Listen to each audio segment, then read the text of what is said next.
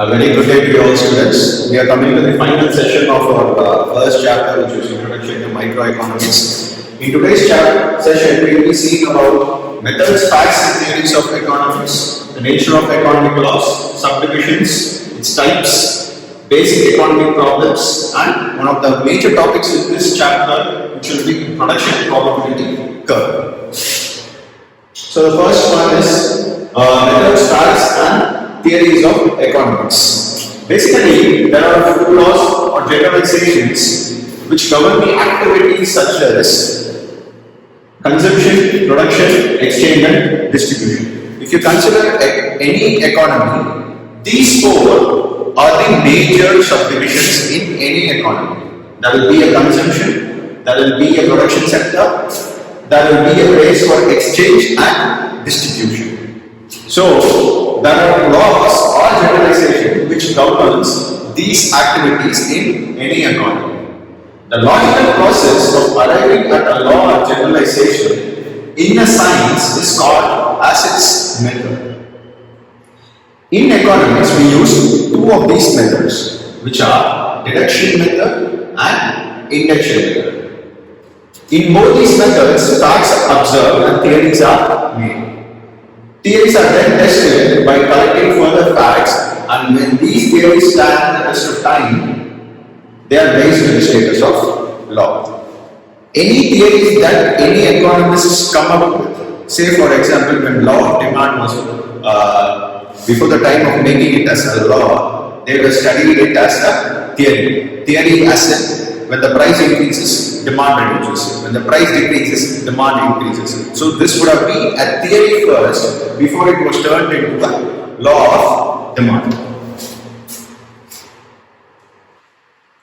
So, what is deductive method of economic analysis?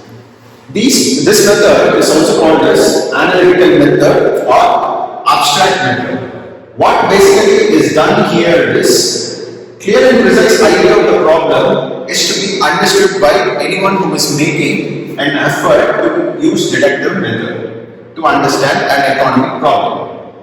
And the technical terms are to be clearly defined in this analysis. So, after that, in the third step, we are making a few assumptions based on what is happening in the economy. For instance, take the case of law of demand. So, in demand law, there are two major terms. One is supply and the other one is demand. And in the case of supply and demand, we have a third factor which is called as price of the commodity. These are all the important terms. So, the step of making assumptions for the theory are what they would have done initially is they would assume that when price increases, demand decreases. When price decreases, demand increases. So, when this theory was written, initially it would have been a hypothesis which will then be studied along with the economy by observing what is actually happening in the real world. Only after maintaining or only after understanding this for a period of time, this theory will be confirmed and will be raised to the status of law. So, what the economists would have done is, they will first study the price of a product over a period of time. Say in today's world, the price of vegetable goods or price of perishable goods are varying because of a lot of factors. We even saw the price of onions and potatoes increasing to a very high level. So what will normally be done is, when the price is studied over a period of time, economists will also be studying how the demand is, whether the demand is increasing or decreasing. And based on these data, that whatever economists' assumptions are made, they will again be studied along with what's happening in the real economy. When these both are the same, the law is passed. So some of the economists who used this method of economic analysis, Ricardo, Mill, Marcus and Alfred Marshall. So there is another method which does not consider these steps, which is called as inductive method. The next one is inductive method of economic analysis. This inductive method is also called as empirical method, and it was used heavily by historical school of economists. So here what happens is the process of reasoning from particular facts to general principle takes place. Economic generalizations are derived in this method on the basis of experimenting with data, observing the data against economy, and using statistical methods to come to conclusions. So what are the different steps? Initially, the data is collected about a certain economic phenomenon. These are then systematically arranged and the general conclusions are drawn from them. We just analyze the patterns in what observations we have made. And based on these patterns, a tentative hypothesis is created. Conclusions are drawn from the data through observation.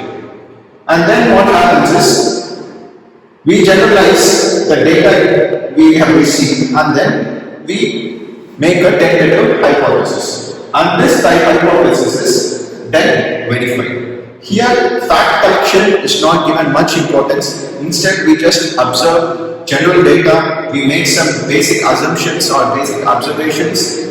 We instead use statistical methods to prove what we have analyzed and observed. The next one is the nature of economic laws. A law expresses a causal relation between two or more than two phenomena. In economic sciences, the laws function with cause and effect. That is, in economic sciences, whatever laws that we have, there is always a cause and there is always an effect.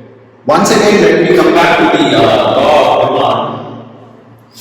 The cause is price increase, and what is the effect? Drop in demand. The cause is decrease in price, and what is the effect of that cause? The decrease in price leads to increase in demand. So, as they rightly said, in economic sciences, the laws function with cause and effect.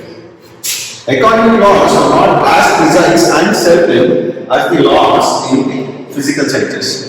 So when we compare economic laws and physical sciences or what we call as physics, chemistry and all those sciences, economic laws are not precise because human factor is influenced in economic sciences. And as humans, we are always changing our thoughts, we are always changing what we want every single day. So whatever laws that we have already brought out in the economy may not hold true even in the future or even today. So that is what is meant by economic laws are not as precise and certain as the laws in the physical sciences. Human behavior, as I said, human behavior is volatile. So they are not assertive, but they are just indicative of what could happen in the economy. They are not exactly assertive of what exactly can happen in an economy. The use, not only what happens is, consider the law of demand, that is one specific or very insignificant term used in the law of demand. That is, when price increases, demand decreases. Price decreases, demand increases. And this too is only based on the term when other things remain the same. That is, in case of law of demand, onion prices increase and decrease, demand for onions increase and decrease. The law of demand will hold good here only if other things like the production of onion, for example, remains the same. This is one of the major or important term in economic laws because this is the term that makes economic laws hypothetical. What is hypothetical? Hypothetical is something where we don't have exact laws to prove what will happen because of those laws. This is just a hypothesis that this might happen or this may not happen. So most of the economic laws may not happen or they may happen. That is what is meant by economic laws or hypothetical. The point is, in economics, we normally use money as the measuring rod. So, since we are using money as the measuring rod, we get a quantifiable value. Hence, there is a quantifiable value to measure how the laws in economics are working.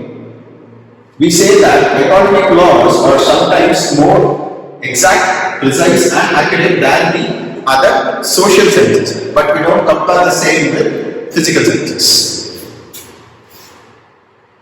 So, as I said before, there are four major subdivisions in any economic models. One is consumption, production, exchange, and distribution. In consumption, the human wants are the starting point of any economic activity. Any economic activity is taking place only because there is a human want for it. A car is produced because human needs, as humans we need cars to travel around. Garments are produced because that is one of our basic needs. Books are manufactured because then again education is one of the basic necessities in today's world. Food is produced. Once again it is because of a human want. So this is the major factor. This is also the first factor in an economic model. The second one is the production. So, the first we have a human want for some product or some end, and then for the human want, we take that into production. In production, we give an input which is turned into an output. Basically, what this means is in production, we plant seeds and we reap the final crops. So that is the production process. And as we have seen in other factor models, the characteristics and roles of factors of production may be land, labor, capital, and organization. And we also study the relationship between inputs and outputs. What this means is, in production sector, we always have the support of household sector.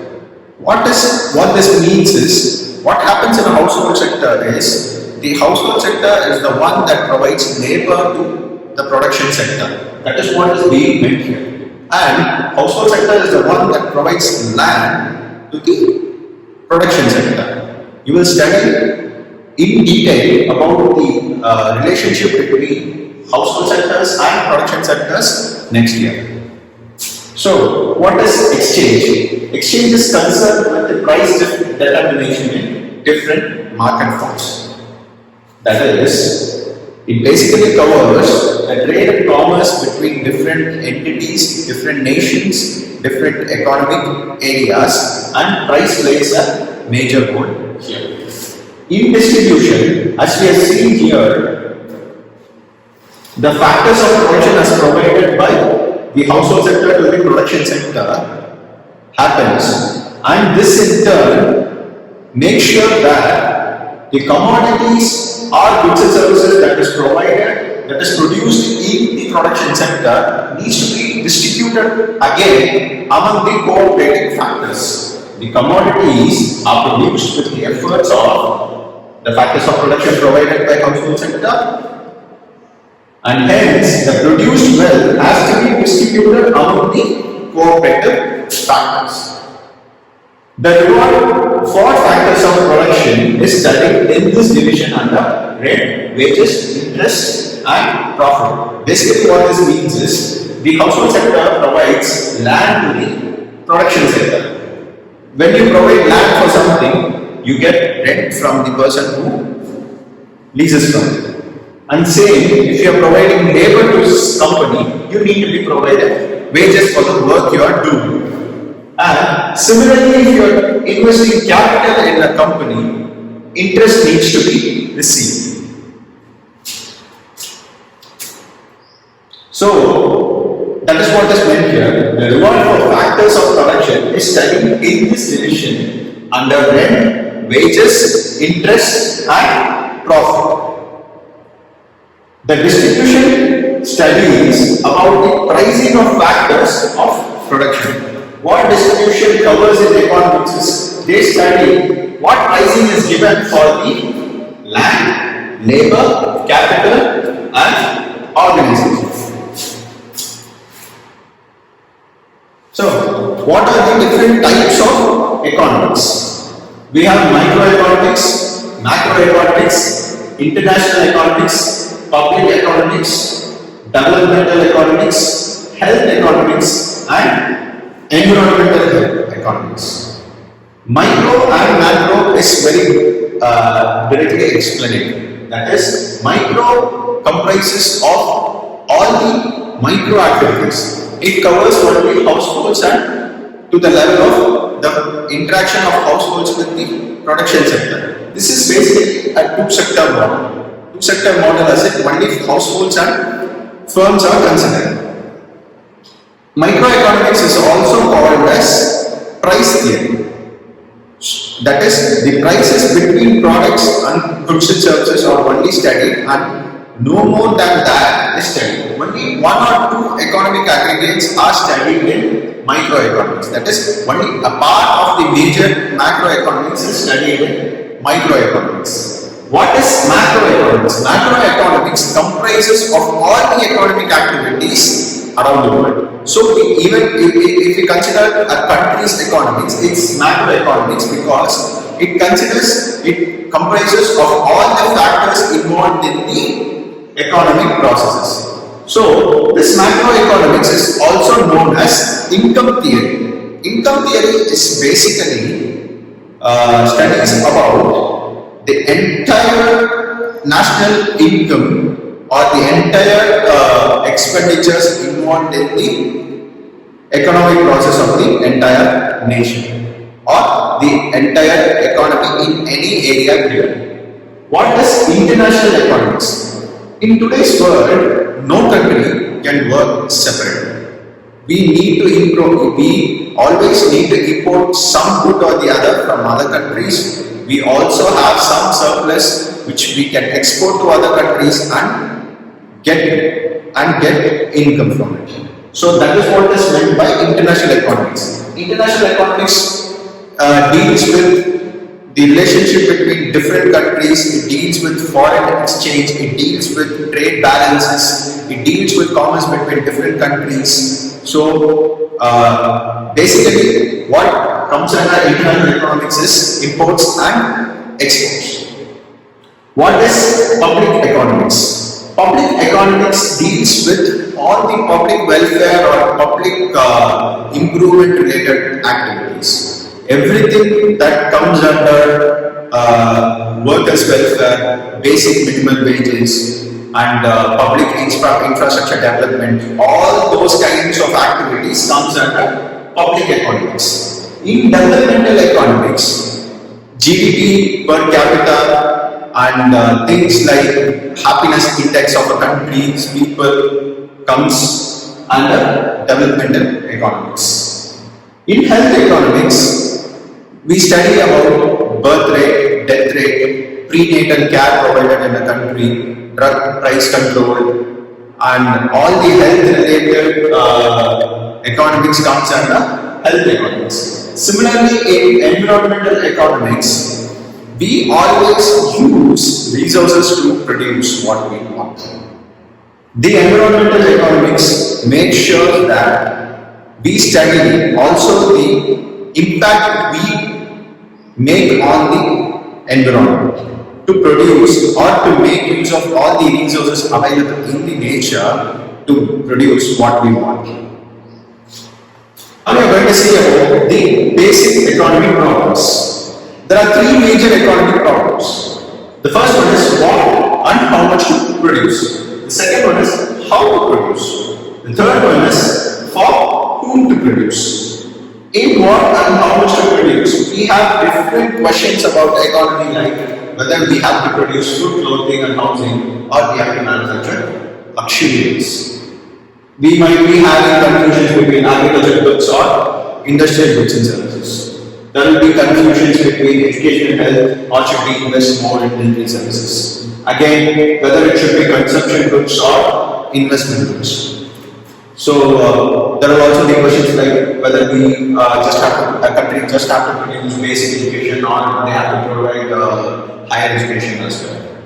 If you consider how to produce, government might be thinking about whether they have to use labor-intensive technology or capital-intensive technology, which is making use of a lot of machines instead of using labor. For to produce, we decide which section of the people, or if you are considering all the sections of the people, we have to see how much of those people get more or less in different sections of the society. To understand these or to negate the effects of these basic economic problems, we came to something called the production possibility curve. This gives answers to all the questions that we had in the past slide. The problem of choice between relatively scarce commodities due to limited productive resources with the society can be illustrated with the help of a geometric device which is known as production possibility curve. We'll see the exact curve in the next slide. So basically what this PPC provides is, it shows menu of choice from which a society can choose to substitute one good for another, assuming a given state of technology and given total resources. That is, if there are two goods that we are considering, and we have to compare or we have to select between two of these goods, one of these two goods. If there is a given state of technology and given total resources, we can make use of this PPC curve to come to that understanding. So, the basic assumptions in PPC is the time period does not change. If you are using provided resources to make two different items or two different goods, we consider PPC only for the same amount of time in manufacturing two of these goods. And there is only fixed production techniques. There is no change of techniques as the production process proceeds. Full employment is considered. That is, we are utilizing all the labor that is provided in the economy. Only two goods can be produced from the given resources. Suppose a resource is provided, only two goods can be compared using a PPC. Factors of production are given quality and quantity. We have already seen what is factors of production. Factors of production are nothing but land, labor, capital and organization. And land, labor, capital and organization are mentioned with regards to how much quality is provided in each and how much quantity of these factors of production are provided for each good. The law of diminishing returns operates in production. So, this is production possibility curve. What we have here is, we are considering 6 different steps possible in the PPC curve. The first one is food production and the second one is car production. That is, we are measuring the car production in y-axis and the food production in x-axis. Suppose when there is 0 units of food production, we can manufacture 25 cars as shown in point P1. Okay? Similarly, as the food production increases, the production of car decreases. So basically, what this curve means is, we are utilizing same economic resources. That is, for manufacturing car and for manufacturing food, we are utilizing 100% of all the labors or 100% of all the factors of production provided to us. So, when 25 cars are manufactured, we are unable to produce any food. And as the food production increases, the production of car decreases. Based on this, we have different set of loci on this curve, P1 till P6. What we can see here is, if we want both, that is, if we want both cars and food production, we can very well choose a point over this PPC so that we get a few units of car and few units of food production. Consider point P3 where food production is 200 and car production is 20. Basically, what this means is at the point P3, we are able to manufacture 20 cars and we are able.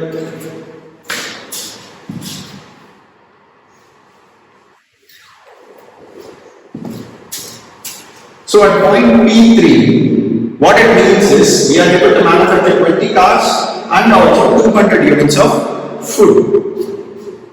This clearly explains that it is not that you can only manufacture cars or food production with the help of the resources provided. Suppose if you need more, you can come to an understanding from the PPC where you want your production resources to be allotted.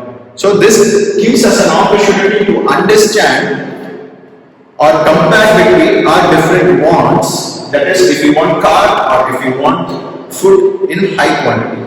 If you want more food, you can reduce the production of car. If you want more cars, you can reduce the production of food. So that is what is shown by PPC. But we also need to understand as time proceeds or as economy grows, the resource supplies increases and also the technology used in the manufacturing of these processes increases. So that is when the growth of resources happen or the growth of the PPC happens. So what happens as the economy grows?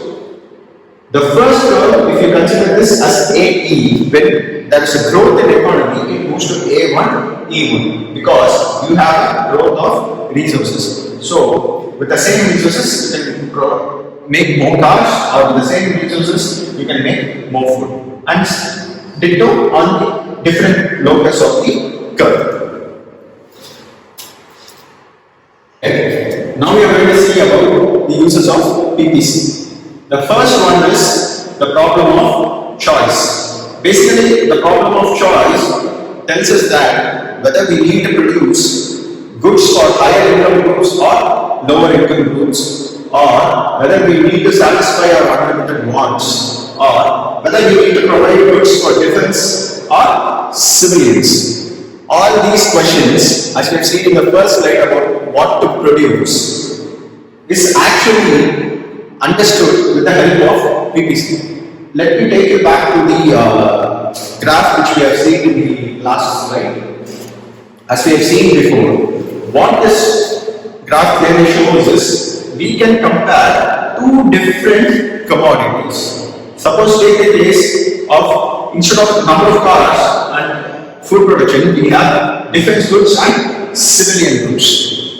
So we make a comparison here as similar to this: defense goods, civilian goods. So we make an understanding or we make a list of units that can be produced at different levels. Say for 0 defense goods we have 25 civilian goods. For 500 of defense goods we have 0 units of civilian goods. So from this we can actually compare between what level of defense goods or civilian goods can be manufactured from the same amount of resources during a period of time. The next one is the notion of scarcity. What basically this says is every society possesses only a specific amount of resources which can produce only limited amount of output even with the help of best technology. PPC reflects the constraints imposed by the element of economic scarcity. Once again, we go back to the graph shown before. So, we have already seen that the technology provider is same for the graph provider. Unless and until there is an economic growth, we will not see another graph increase. So, in the case of this number of cars and food production comparison again, if we see with the help of certain technology, there is always some scarcity. At this point, we can't manufacture anything because we will not be having the resources to manufacture cars or food production. But then again, if you come to this point, which is P7, that is underutilization of resources. This we can't manufacture, but this we can manufacture with underutilization of resources. Maybe you can hold the number of car production constant and increase food production, or you can hold the food production constant and increase the number of car production. So this can give you an idea of what scarce resources we have with the help along with the best technologies at the moment, so that the scarcity can be offset to help us get more production of different resources based on what we want at the time. And the third one is a production combination represented by any point inside the PPC indicates that the economy is using inefficient methods of production and inefficient combination of resources. This is what I explained with the help of the point P7 on the graph. So basically at this point, we are underutilizing our resources. At P7, we could have gone to this or we could have gone to this point. Instead, we are at this point. Or else, we can slightly move ahead by simultaneously increasing both number of cars and food production. This is depending upon what we want. So with this, we have concluded the first chapter, Introduction to Microeconomies. These are all the 3 questions from the topics that we have covered today. I like to make an important announcement today. Since we have completed the first unit, there will be a unit test on 15th of this month, which is the next Tuesday. So please prepare for it. Meanwhile, submit your previous assignments, including today's, in Google Classroom by tomorrow evening. Thank you.